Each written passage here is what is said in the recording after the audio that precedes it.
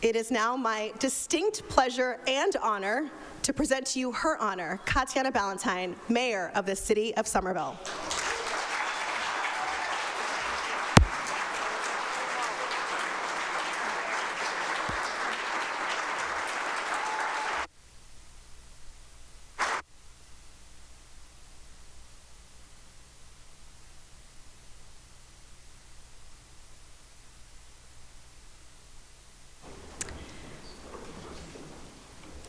Good evening, everyone, and Happy New Year.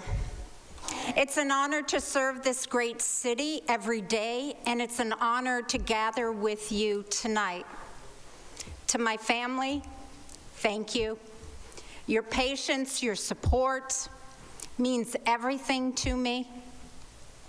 You remind me daily why I do this work, even if they think I'm like 311 sometimes. Before I get started, I do need to say for a second time that I'd like to highlight that tonight is the first time in Somerville's history that the mayor, the city council president, the school committee chairperson are all women.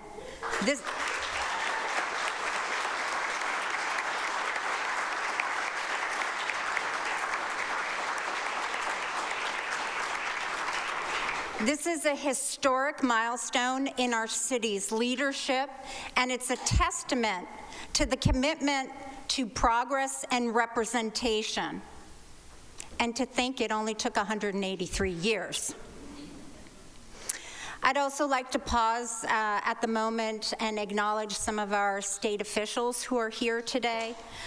Senator Pat Jalen, District Attorney Marion Ryan, State Representative Christine Barber, and State Representative Erica Eiderhoven. Thank you.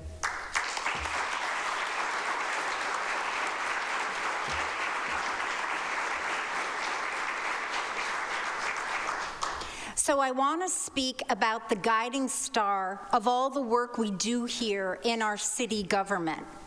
Simply put, we are all driven to do right by all the people in Somerville. Every day we are charting a course for our city based on equity, inclusion, and progress for all. These are not just words. They guide the strategic investments of our funds. They are policies and plans that we hammer out together with our community, and then we work like hell to deliver on. I count myself as exceptionally lucky to work on this mission with such a fine group of people. Our residents want to create positive change and progress for all. For that progress and focus, I want to thank the City Council, the school committee for their support, the community for joining in, our many partners for strengthening us, and especially the staff, all of our staff, who never cease to impress me with their dedication and talent. I'd like to ask all the staff here to stand for a moment of appreciation.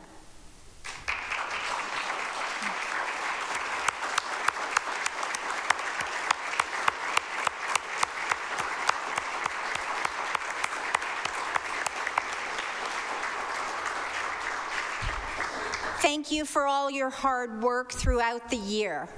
Whether it was the parking department rolling out safety stick cameras that help keep cars from blocking bus stops, crosswalks, accessible parking spaces, or fire hydrants, or our Office of Veteran Services honoring veterans with services and celebrations, including gearing up to reinstall our Korean and Vietnam memorials this year.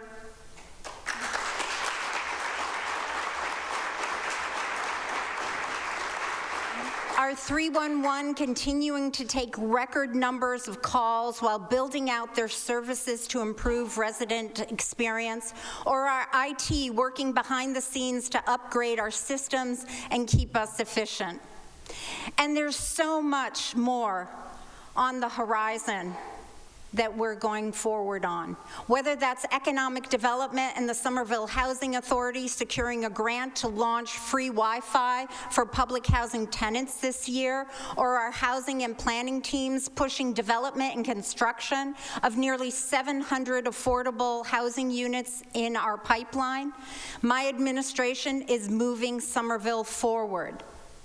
That said, before I dive into Somerville's story, we must acknowledge the elephant that's outside the room. The results of the 2024 election left many of us grappling with frustration, fear, and uncertainty. But while walking down Highland Ave recently, I spotted a sign of hope. It was a small blue lawn sign with an outline of Somerville, and on it said, "All are welcome here. One Somerville. Diversity is our strength." I've got the same sign at my home.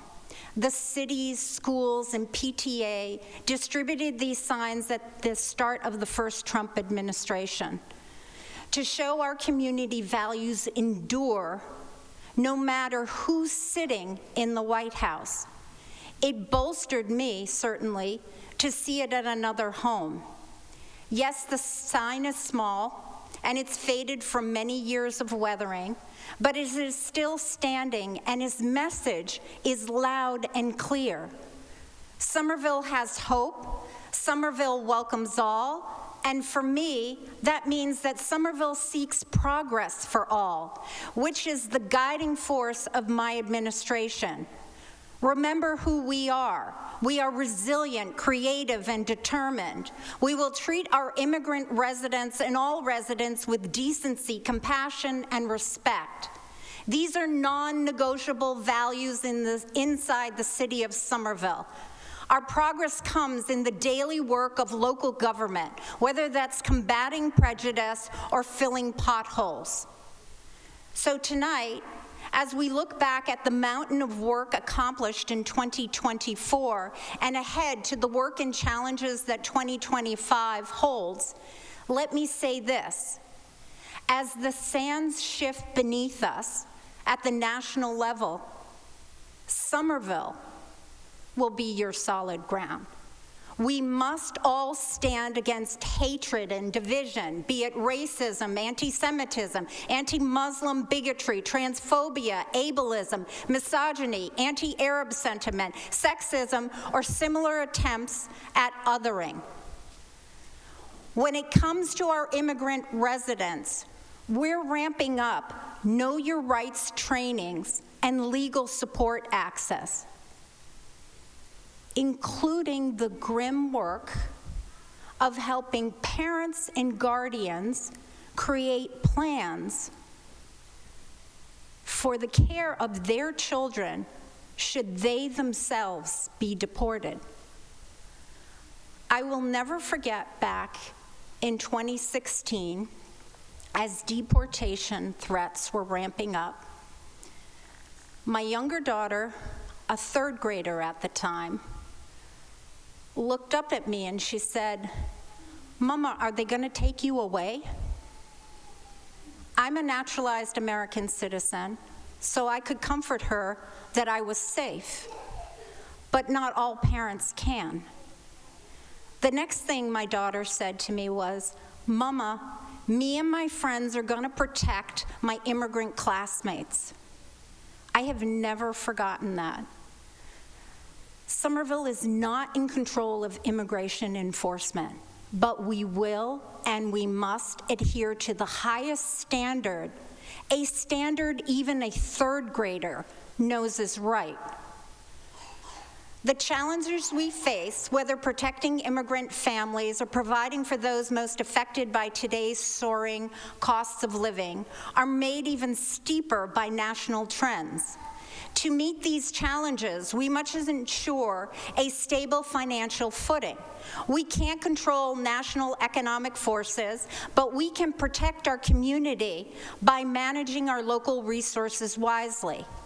I am proud to share that for a second consecutive year, my administration has earned Somerville a AAA bond rating from Standard & Poor's.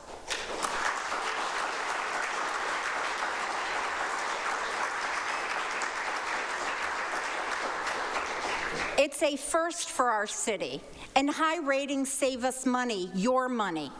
Our fiscal discipline allows us to continue the work we have started without pause or redirection, despite economic uncertainties. Make no mistake, Somerville is facing the same uncertain economic outlook facing the state and our nation. And we navigate this down cycle. As we navigate this down cycle in next year's budget, will again be tighter. But our teams are hard at work, finding operational efficiencies, and we are positioning Somerville to outperform the market. And we are using our financial strength to make deeper investments in the people of this city. Last year, we invested in new staff, road and sewer projects, green energy projects, a new fire station, expanded programs for youth, seniors, small businesses, and more to better serve our community. We also successfully negotiated agreements with 4 of our unions: emergency telecommunication, police dispatchers, crossing guards, firefighters, fire alarm dispatchers. One of my proudest achievements as mayor last year was our renegotiation of the E911 contract. The people who pick up the phone when you call 911 and make sure help gets to you are mostly women. We also have fire alarm staff who are mostly men. These 2 crews do essentially the same vital work, but the women at E911 have been paid less for decades. I'm proud to say the new contract delivers higher salaries, respectful job titles, new differentials, expanded benefits, and stipends that align E911 with those offered to fire alarm workers.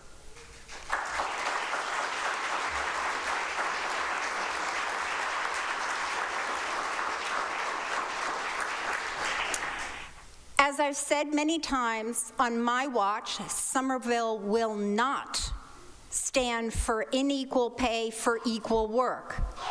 And tonight, I have good news on SMEA, which has recently changed its name to SMEU. But names aside, the good news is that we are days away from ratifying their new contract. We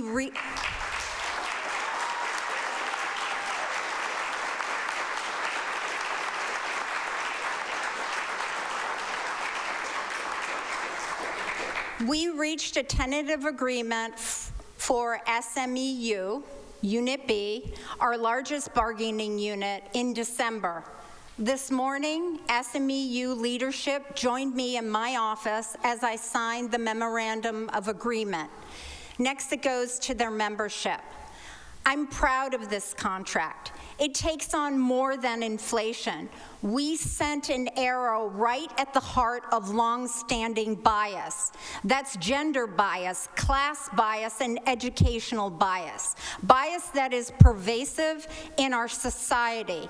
Across 25 departments and over 70 different job titles, we did the work to be sure comparable work is comparably paid.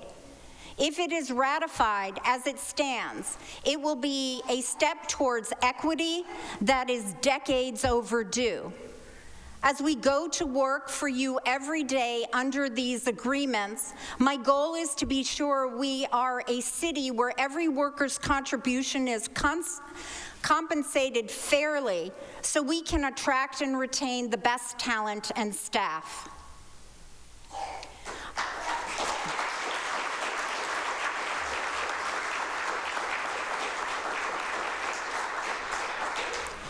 Our dedicated staff is part of the equation, but community also drives what we do. At the heart of my administration lies the commitment to inclusive leadership.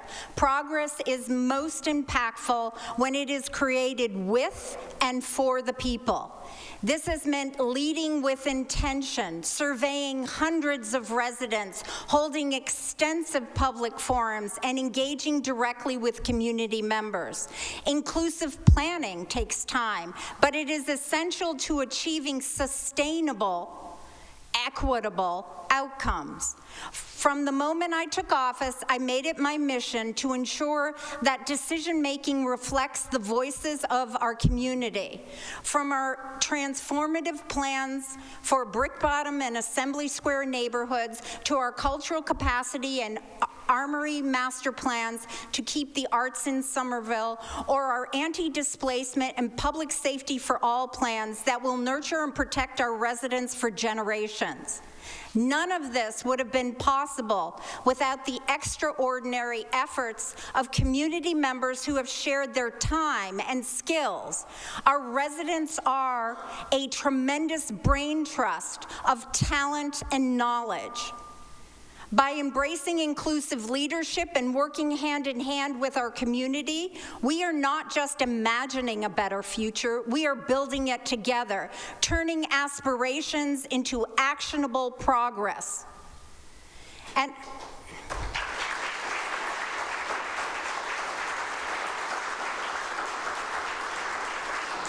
I am proud to share we are making actionable progress on one of our region's greatest challenges, a severe lack of affordable housing. In Somerville, we are evolving housing stability supports from a small group of Band-Aid solutions to a robust ecosystem of initiatives. We have distributed over $9.5 million in flexible and rental assistance, helping more than 400 households stay housed. Our new municipal voucher program is also breaking new ground. It provides deep rental subsidies and has moved 29 families from uncertainty to safe, permanent housing.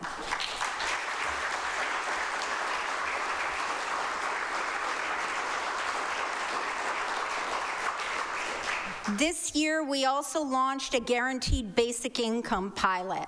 The program provides $750 monthly to 200 qualifying families, including Somerville Public School families, allowing them to cover essential needs without restrictions.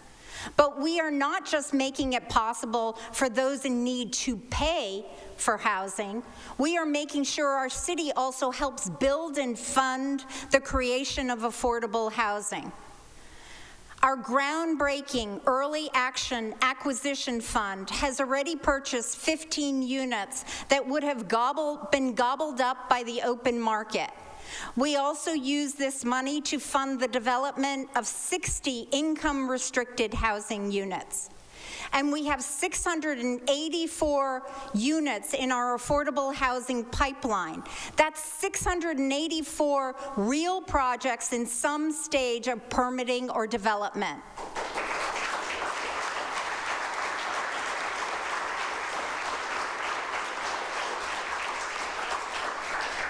We've also been pushing for state laws that keep people housed, and it's working. Thanks to Somerville's leadership, starting in May, eviction records will be sealed for no-fault evictions for the first time in the Commonwealth's history.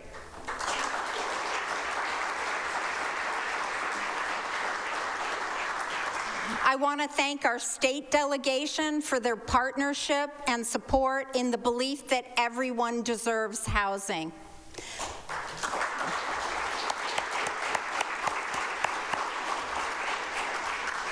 Our 3 anti-displacement task forces are another key piece of this puzzle.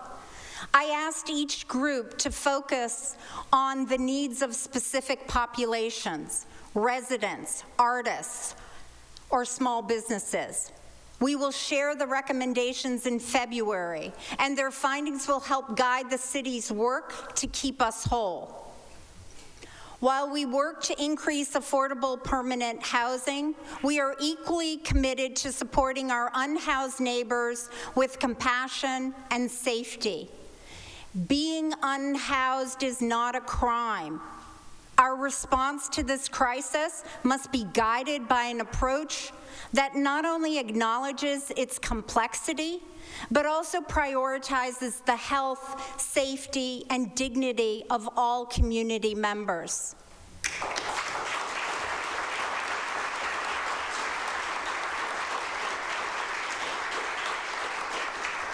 This means addressing the root causes of homelessness with compassion while ensuring that public space remains safe and accessible for everyone. When the unhoused population in Davis Square grew this summer, we initiated a holistic response informed by our experience addressing an encampment under I-93 in East Somerville last year. In both cases, we led a multi-department effort in collaboration with our partners, the Somerville Homeless Coalition, tailoring solutions to meet the unique needs of each community and protecting everyone's safety. I want to pause to say a special thanks to everyone at the Somerville Homeless Coalition. Every day,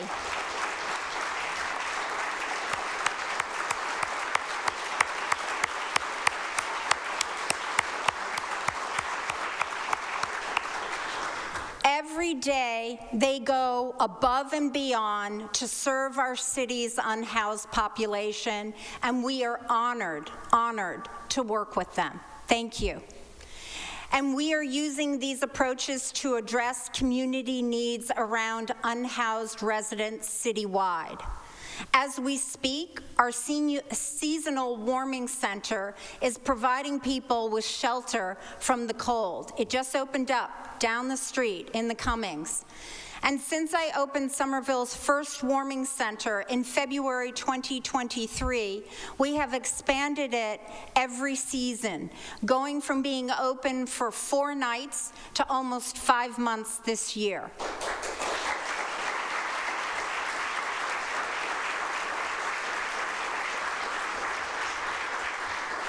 A big thank you to our council, city staff, our nonprofit partners for making this happen, and thank you to the school committee for graciously lending us the Cummings School building.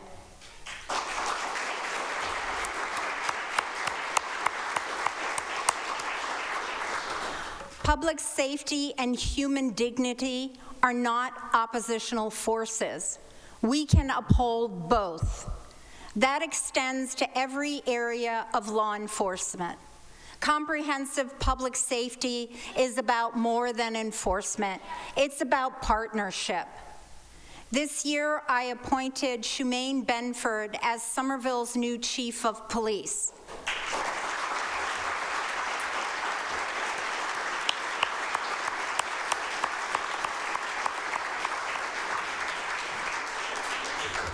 Our shared philosophy is that effective public safety isn't focused on reacting after the fact. It's focused on building trust, fostering collaboration, and preventing issues before they arise. I am proud to share that this month we will release the recommendations from our Public Safety for All, Civilian Oversight, and Anti-Violence Working Groups.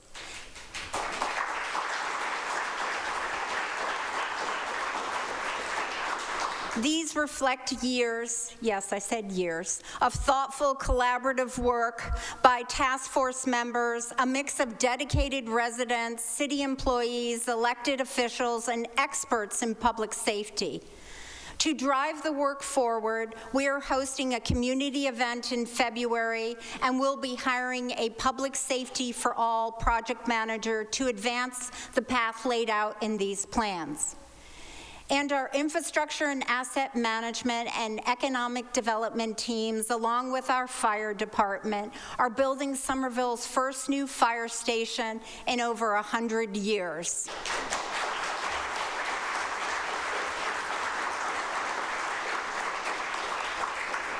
The new station will open in the spring of 2025 and will serve Assembly Square for decades to come. In this moment, however, public safety is more than being safe from broad threats like fire and crime. Safety comes with inclusion, rights, and respects. As an immigrant myself, I understand firsthand the challenges of navigating a new country. That's why the city has continued to invest in breaking down language and cultural barriers. The most recent U.S. Census data shows almost 25% of our residents are immigrants. So I have empowered our Summer Viva Office of Immigrant Affairs to lead citywide efforts to welcome and support immigrants and non-native English speakers. We are making big strides. Participation in community meetings and public processes has doubled in some areas, thanks to the expansion of translation and interpretation services.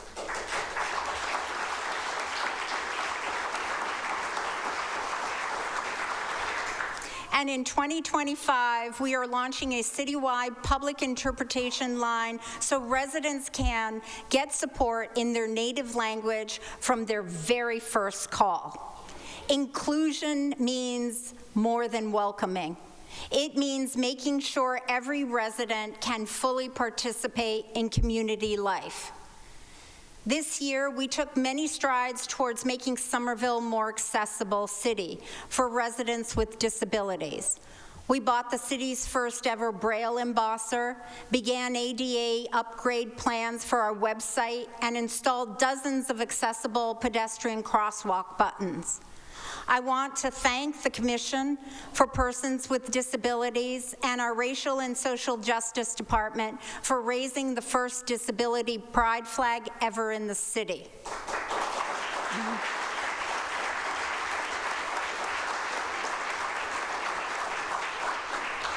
Somerville is committed to being a place where every resident can thrive, no matter their abilities. In 2025, we'll be taking on senior homelessness with our Older Adults Bridge program. Thanks to a state earmark from Senator Pat Jalen, this pilot program allows the Office of Housing Stability to intervene with financial and social services to keep low-income seniors from experiencing homelessness while they are waitlisted for subsidized housing.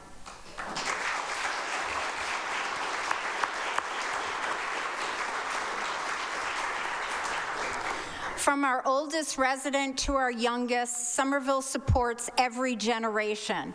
Our commitment to youth and development starts with our schools, where we've defied regional trends of cuts and layoffs.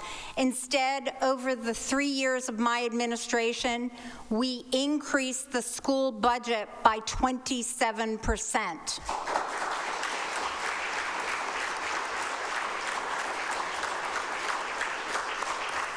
And in our fiscal year 2025 budget, we added over 35 net full-time equivalent positions to Somerville Public Schools.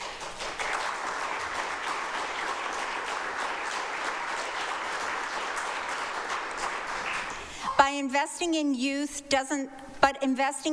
doesn't stop at the classroom.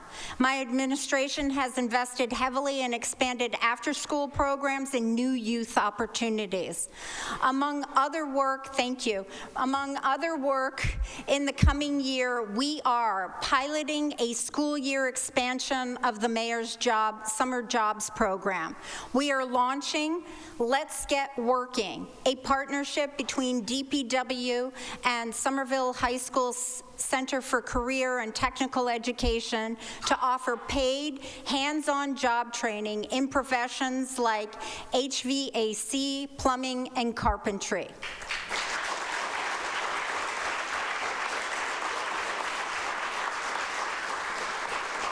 And as we need to connect our youth to the innovation and opportunities right here, we're exploring partnerships with area businesses like classroom visits, site tours, demos, internships, and work study programs where youth can tangibly see the possibilities.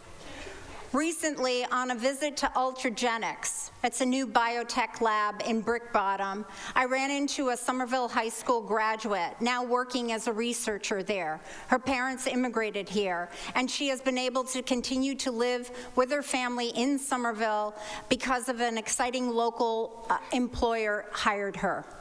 This is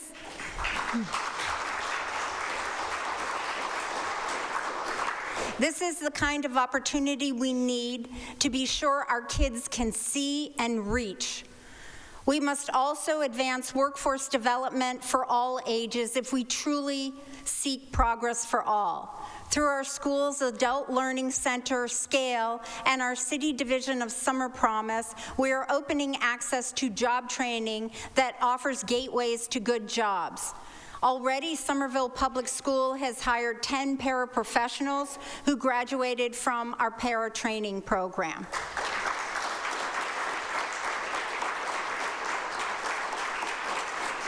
Earning a stable income and accessing career opportunities are two sides of the same coin. While housing programs address one side of the coin, the others focuses on job training and workforce development, equipping residents with tools, skills, and supports to secure sustaining jobs. It takes both sides of the coin to help people not only find homes, but to stay in them. In the face of the regional housing crisis, Somerville is leading the way, using zoning to combat displacement, preserve affordability, and create spaces for opportunity and connection. When our strategic plan, Summer Visions 2030, set a goal to create over 1,200 affordable housing units, many called it overly ambitious. Yet, as we enter 2025, we are on track not just to meet this goal, but surpass it.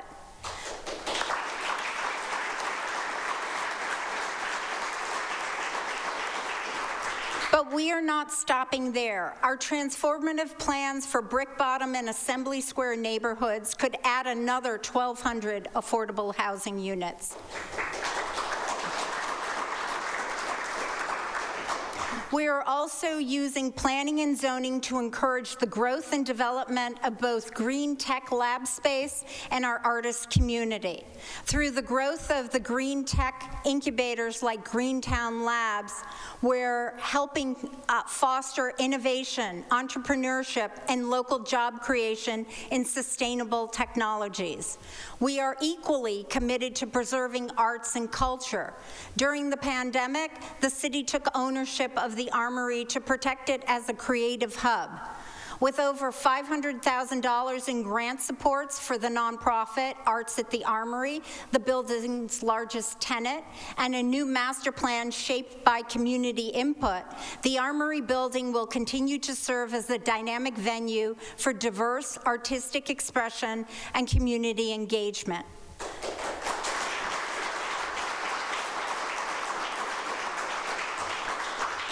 Through these efforts, Somerville is building a future rooted in creativity, sustainability, and innovation, staying true to what makes us unique.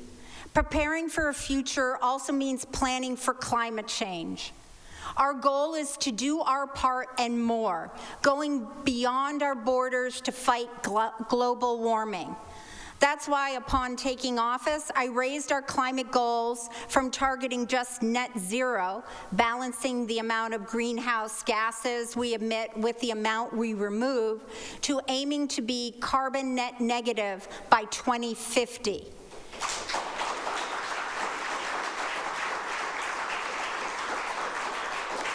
Being net negative means that our goal is to remove more carbon from the atmosphere than we produce. This ambitious goal reflects the urgency of the climate crisis. My administration has doubled the Office of Sustainability's budget and the number of full-time staff to tackle this crisis.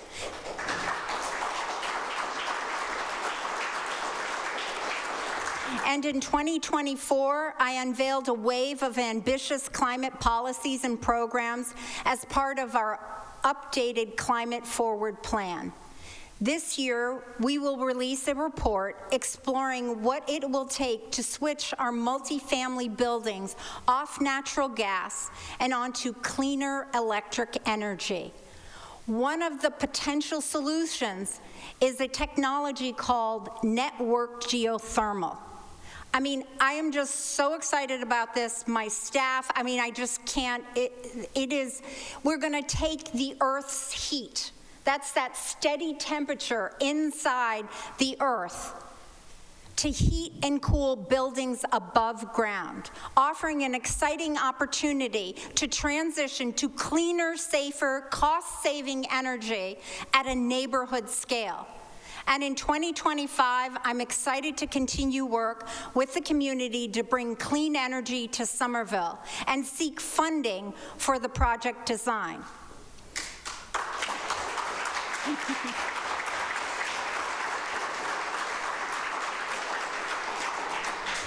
Okay, speaking of cool environmental solutions, DPW is now shopping in the produce aisle to keep our roads ice-free this winter.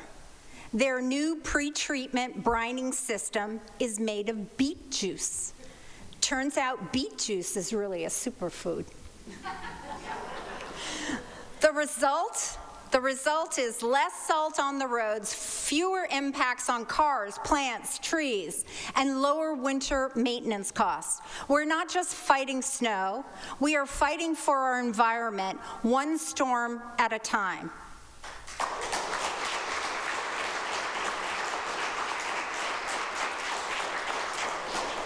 This is the Somerville I love, going way outside the box to find creative solutions. Empowering our residents means designing and building open spaces everyone can enjoy at absolutely no cost.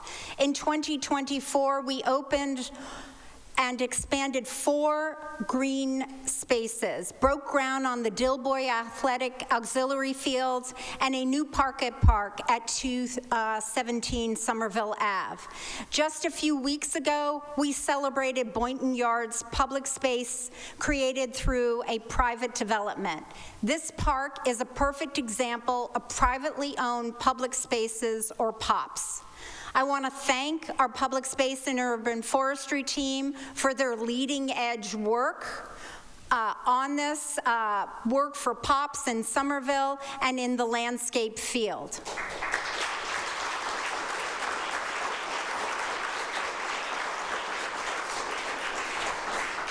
As a counselor, one of my proudest achievements was introducing Somerville's Native Species Ordinance. In 2024, as mayor, I was honored to build on that work and launch the city's first ever pollinator action plan to protect our native pollinators.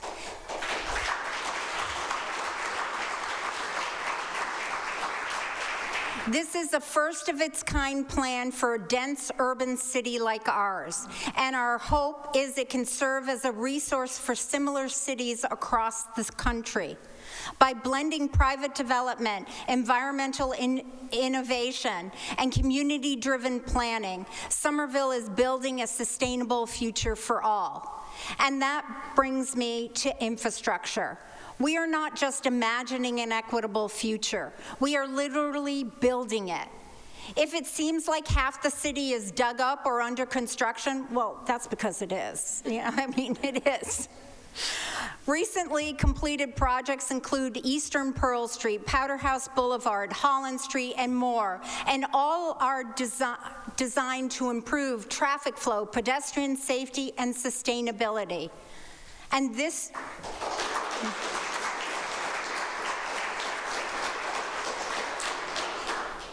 this year, we completed phase 1 of Highland Ave's repaving. Now we are getting ready for Highland Ave's full redesign, bringing this vital corridor into the 21st century.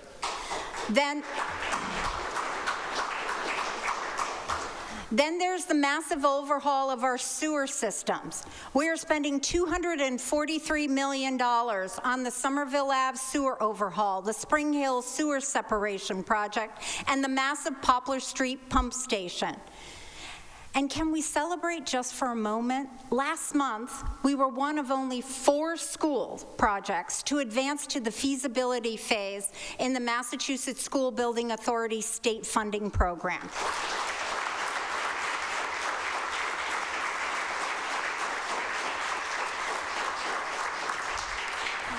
We are now one step closer to significant funding for Winter Hill School project, which could possibly include the Brown if that turns out to be the best option.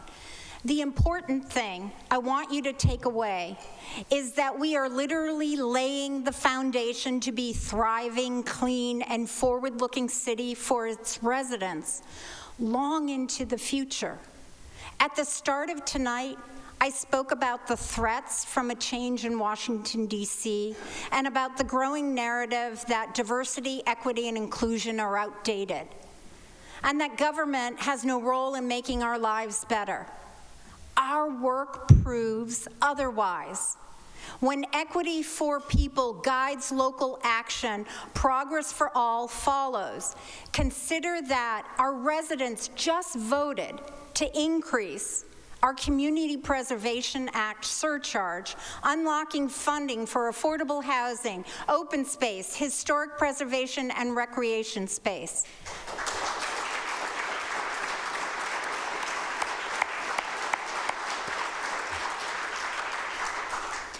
When I think about the future, I see a city that continues to live up to that determined little blue yard sign on Highland Ave. All are welcome here. One Somerville. Diversity is our strength. So tonight, I thank you, not just for being here, but for helping us act on the values that make Somerville truly special. Together, we'll face whatever comes our way.